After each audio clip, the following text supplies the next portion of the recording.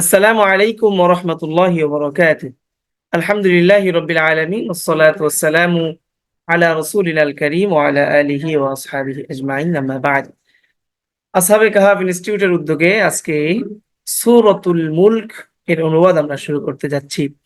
আজকে প্রথম পর্বে আমরা ১ থেকে ৭ আয়াত পর্যন্ত অনুবাদ আপনাদেরকে শোনাবো, শব্দে শব্দে আয়াত ভিত্তিক ইনশাআল্লাহ। বারাকাল্লাহু ফিকুম। এবং সেই সাথে আমরা জানাচ্ছি আমাদের গত কয়েকটা পর্বে আমরা সূরাতুল ওয়াকিয়া শেষ করেছি এবং ইতিপূর্বে আমাদের আরবি ভাষা শিখার একটা কোর্স লেভেল 2 এবং লেভেল 1 কোরআনে আরবি, আমরা লেভেল 1 কয়েক পর্বে শেষ করেছি, কিন্তু লেভেল 2 টা এখনো শুরু হয়নি। আগামী 1 অক্টোবর থেকে ইনশাআল্লাহ আমাদের লেভেল 2 শুরু হতে যাচ্ছে। তো আমাদের আগে যারা আছে তারা চাইলে এখানে অংশগ্রহণ করতে পারে। বারাকাল্লাহু ফীকুম। আউযু বিল্লাহি মিনাশ শাইতানির রাজীম। বিসমিল্লাহির রহমানির রহিম। তাবারাকাল্লাযী বিয়াদিহিল মুলকু ওয়া হুয়া আলা কুল্লি শাইইন কাদির। তাবারাকা এটা একটা ফেল, ক্রিয়া, পুণ্যময় বা মহিমান্বিত। অনুবাদটা এখানে ওই নাউনের মতো হবে অনেক এই শব্দটা। তাবারাকা মানে বরকতময়, মহিমাময়, পুণ্যময়।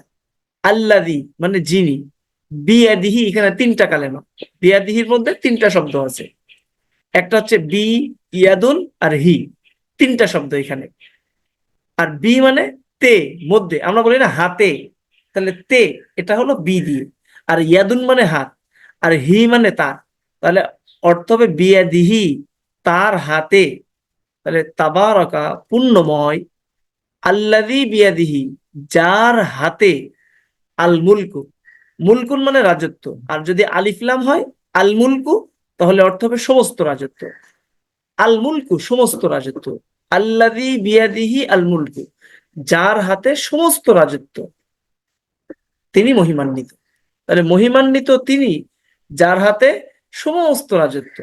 ওয়াহুয়া, ওয়া মানে এবং, হুয়া মানে তিনি, ওয়াহুয়া এবং তিনি, আলা, আলা অর্থ হলো ওপর। এটা অনেক সময় অর্থহীন হয়, আলার কোনো অর্থ থাকে না অনেক সময়। আচ্ছা আমি, জি খেয়াল করেন, আলা, আলা মানে ওপর, আর কুল্লুন মানে সমস্ত, শাইউন মানে বস্তু বিষয় ব্যাপার, আর কদির মানে ক্ষমতাবান, পরিপূর্ণ শক্তিমান বা সর্বশক্তিমান। তাহলে অর্থ হবে ওয়াহুয়া এবং তিনি, আলা কুল্লি শাইইন সকল বস্তুর উপর, কদিরুন মহা ক্ষমতাবান বা সর্বশক্তিমান, ওহুয়া এবং তিনি, আলা কুল্লি শাইইন সব বস্তুর উপরে, কদিরুন ক্ষমতাবান, তিনি সবকিছুর উপরে ক্ষমতাবান। আল্লাহু আকবার। জি ওস্তাদ, বুঝতে পারছেন সবাই?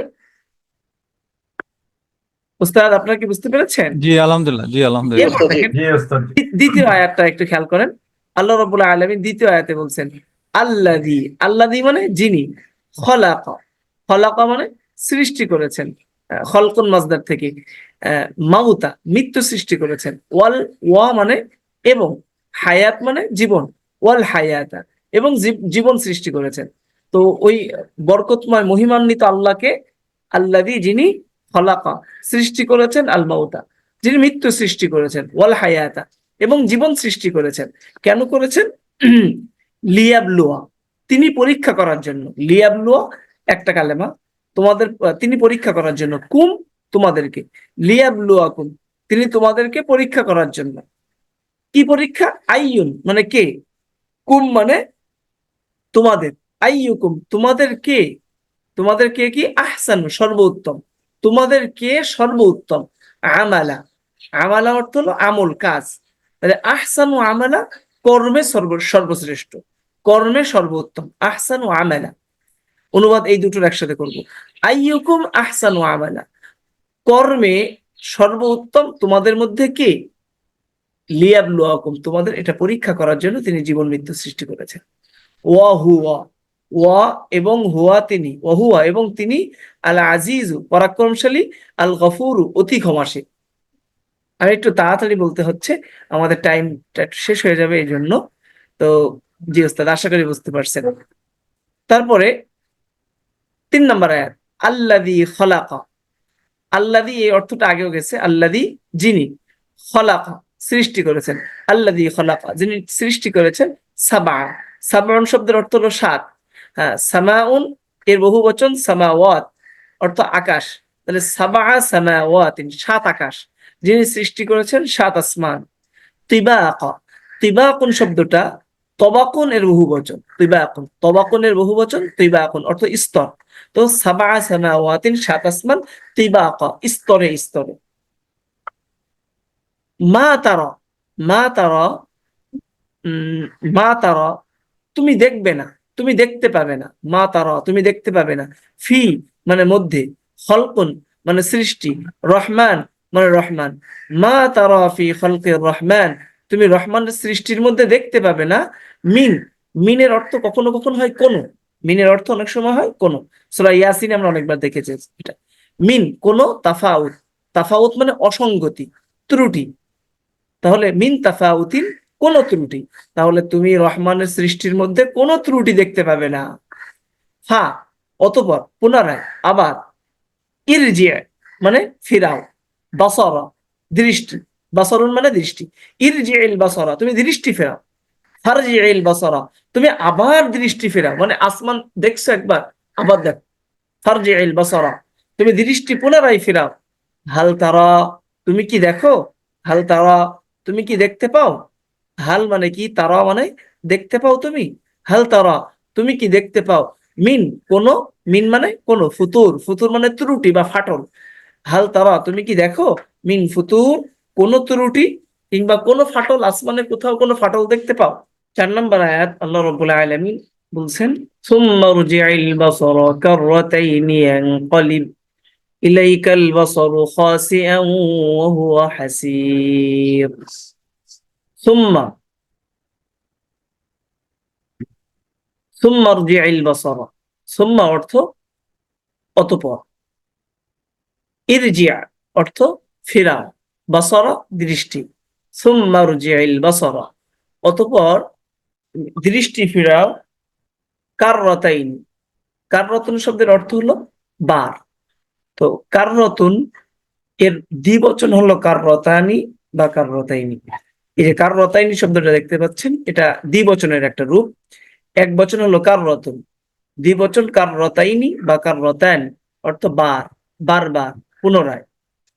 তো সুম্মা রজি'ল বাসারা অতঃপর তুমি দৃষ্টি ফেরাও, কাররাতাইনি পুনরায়, দ্বিতীয়বার, বারবার দৃষ্টি ফেরাও। ইয়ানকালিব, ইয়ানকালিব অর্থ ফিরে আসবে, ইলাইকা, ইলা মানে দিকে, কা মানে তোমার, ইলাইকা তোমার দিকে, ইয়ানকালিব ইলাইকা তোমার দিকে ফিরে আসবে, আল বাসারু দৃষ্টি, দৃষ্টি তোমার দিকে ফিরে আসবে, খাসিউন মানে ব্যর্থ, খাসিআন ব্যর্থ অবস্থায়।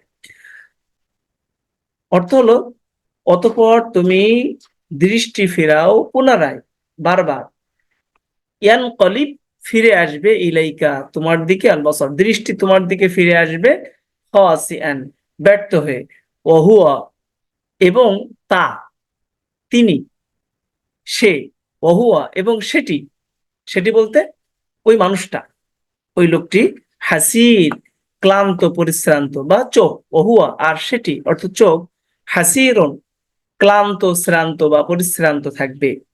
তাহলে পুরো আয়াতের অর্থ, অতঃপর তুমি ফেরাও দৃষ্টি বারবার, অতঃপর তুমি বারবার দৃষ্টি ফেরাও, ইয়ানকালিব ইলাইকাল বাসারু খাসিআ ফিরে আসবে তোমার দিকে দৃষ্টি ব্যর্থ হয়ে, ওহুয়া এবং সে হবে, ওহুয়া এবং সে হাসির ক্লান্ত হবে, মানে এতবার দেখবে, দেখতে দেখতে আসমানের দিকে তাকাতে তাকাতে ক্লান্ত হয়ে যাবে। তো বারবার ব্যর্থ হয়ে চোখ ফিরে আসবে এবং সে ক্লান্ত হবে। তারপর 5 নম্বর আয়াতে আল্লাহ রাব্বুল আলামিন বলেন, ওয়ালাকাদ যায়্যানা, এখানে ওয়ালাকাদের মধ্যে 3 শব্দ, একটা হলো ওয়া, তারপর লা, লা মানে অবশ্যই, কদ মানে অবশ্যই। তো এখানে দুটো শব্দ দিয়ে তাকিদ করা হয়েছে, দুটি শব্দ দিয়ে, একটা হচ্ছে লা আর একটা হলো কদ। ওয়া এবং লা অবশ্যই, কদ অবশ্যই, ওয়ালা কদ অবশ্যই, জাইয়ান্না, জাইয়ান্না মানে আমরা সাজিয়েছি, জাইয়ান্না আমরা সাজিয়েছি। তাহলে ওয়ালাকাদ যায়্যানা, এবং অবশ্যই আমরা সাজিয়েছি, অর্থাৎ আমি, আল্লাহ তাআলার ক্ষেত্রে বহু বচনের শব্দ ব্যবহার করা হয়। ওয়ালাকাদ যায়্যানা, এবং অবশ্যই আমি সাজিয়েছি আস-সামাআ, সামাউন মানে আকাশ, আসমান, আসমান সাজিয়েছি। কোন আসমান? আদ-দুনিয়া, নিকটবর্তী। দুনিয়া শব্দের অর্থ এই দুনিয়া না, এখানে দুনিয়া দ্বারা উদ্দেশ্য হলো নিকটবর্তী। নিকটবর্তী আসমানকে আমি সাজিয়েছি বি মানে দ্বারা, মিসবাহুন এর বহু বচন হলো মাসাবিহ, তো বি মাসাবিহা, প্রদীপ মালা দিয়ে। বি মানে দ্বারা বা দিয়ে, আর মাসাবিহ এর অর্থ হলো প্রদীপ সমূহ, প্রদীপ মালা। তো অবশ্যই আমি নিকটবর্তী আসমানকে সাজিয়েছি বিমাসাবিহা, প্রদীপ মালা দিয়ে। ওয়াজআলনা, এবং আমরা বানিয়েছি হা, হা মানে তা, তা মানে এই প্রদীপ মালা। ওয়াজআলনাহা, এবং আমরা তা বানিয়েছি, এই প্রদীপ মালাগুলোকে বানিয়েছি একই সাথে আলো, আবার রুজুমান। রুজুমান, এই রুজুমুন শব্দটা একটা বহু বচনের শব্দ। এর এক বচন হলো রজমুন, রজমুনের বহু বচন রুজুমুন, অর্থ নিক্ষেপের উপকরণ, ক্ষেপণাস্ত্র। ওয়াজআলনাহা, ওই প্রদীপ মালাগুলোকে আমি বানিয়েছি রুজুমান, ক্ষেপণাস্ত্র বানিয়েছি। লিশ-শায়াতিন, লি মানে জন্য, শয়তানের বহু বচন হলো শায়াতিন, শয়তানদের জন্য আমি ক্ষেপণাস্ত্র বানিয়েছি এই প্রদীপ মালাগুলোকে। এই আসমানের যে প্রদীপ মালাগুলো, এগুলো একই সাথে প্রদীপ, আলো, আবার সাথে সাথে ক্ষেপণাস্ত্র শয়তানদের জন্য। শয়তানরা আসমানে কান পাততে চায়, আসমানে কি কথা হচ্ছে ফেরেশতাদের এটা শুনতে চায়। তো যখন তারা আসমানের কাছাকাছি যায়, তো আল্লাহ তাআলার আদেশে এই তারকাগুলো, এগুলোকে, এই তারকাগুলোকে, এই যে আলোগুলোকে ক্ষেপণাস্ত্র হিসেবে তাদের দিকে নিক্ষেপ করা হয়।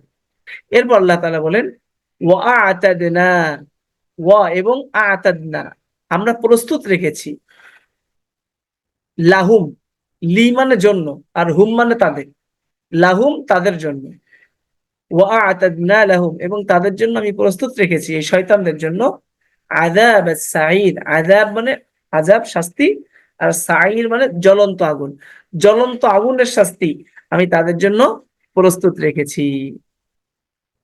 তারপর আল্লাহ রাব্বুল আলামিন ৬ নম্বর আয়াতে বলেন ওয়ালিল্লাযীনা কাফারু বিরাব্বিহিম আযাবু জাহান্নাম ওয়া বি'সাল মাসীর। ওয়া এবং, লি মানে জন্য, আল্লাযী এক বচন, এর বহু বচন হলো আল্লাযীন, অর্থ যারা, কাফারু কুফরি করেছে, তো যারা কুফরি করেছে তাদের জন্য। কার সাথে কুফরি করেছে? বি মানে সাথে, রব মানে প্রতিপালক রব, আর হিম মানে তাদের, বিরব্বিহিম তাদের প্রতিপালকের সাথে যারা কুফরি করেছে তাদের জন্য। ওয়া এবং, লি জন্য, এবং জন্য, আল্লাযীনা যারা কাফারু কুফরি করেছে, বিরব্বিহিম তাদের রবের সাথে, যারা তাদের রবের সাথে কুফরি করেছে তাদের জন্য আযাবু জাহান্নাম, জাহান্নামের শাস্তি রয়েছে। ওয়া এবং, বিসা তা কতই না মন্দ, সেটা কতই না নিকৃষ্ট, মানে ওই জাহান্নামের আযাব। ওয়া বিসা এবং সেটি কতই না নিকৃষ্ট, আল মাসির, মাসির শব্দের অর্থ হলো ঠিকানা। ওয়া বিসাল মাসির, ঠিকানা, প্রত্যাবর্তন স্থল। ওয়া বিসাল মাসির, এবং সেটি কতই না নিকৃষ্ট ঠিকানা বা প্রত্যাবর্তন স্থল। আশা করি আপনারা বুঝতে পেরেছেন। এবার ৭ নম্বর আয়াত, আল্লাহ রাব্বুল আলামিন বলেন ইযা উলকু, ইযা যখন, উলকু, উলকু মানে তারা নিক্ষিপ্ত হবে, ইযা উলকু যখন তারা নিক্ষিপ্ত হবে, ফি মানে মধ্যে, আর হা মানে তা, ফিহা তার মধ্যে বা তাতে, ইযা উলকু ফিহা যখন তারা তাতে নিক্ষিপ্ত হবে, সামিউ তারা শুনবে, লাহা, লি মানে জন্য আবার অতিরিক্ত আসে, হা মানে তার, হা মানে তার, লাহা তার, সামিউ লাহা যখন তারা নিক্ষিপ্ত হবে, ফিহা তাতে, সামিউ তারা শুনবে, লাহা তার, তার মানে ওই জাহান্নামে তারা শুনবে, শাহীকান কি শুনবে? গর্জন শুনবে, জাহান্নামের বিকট শব্দ শুনবে জাহান্নামের। ওয়া এবং হিয়া সেটি, ওয়াহিয়া এবং সেটি অর্থাৎ জাহান্নাম, তাফুরু উদ্বেলিত হবে, তাফুরু উদ্বেলিত হবে, ওয়াহিয়া তাফুরু এবং তা উদ্বেলিত হতে থাকবে। তো এই ছিল আমাদের আজকে সূরাতু মুলক এর প্রথম 7টি আয়াতের অনুবাদ। ইনশাআল্লাহ আমাদের সূরাতু মুলক আরো 3টি পর্বে সম্পন্ন হবে ইনশাআল্লাহ, আল্লাহ রাব্বুল আলামিন কবুল করলে। আগামী দর্শে আপনারা সূরাতু মুলক এর 1 থেকে 7 আয়াত পর্যন্ত অনুবাদ শোনাবেন এবং পরবর্তী দর্শগুলো কন্টিনিউ করবেন, সেই প্রত্যাশা রাখি। আসসালামু আলাইকুম ওয়া রাহমাতুল্লাহি ওয়া বারাকাতুহু।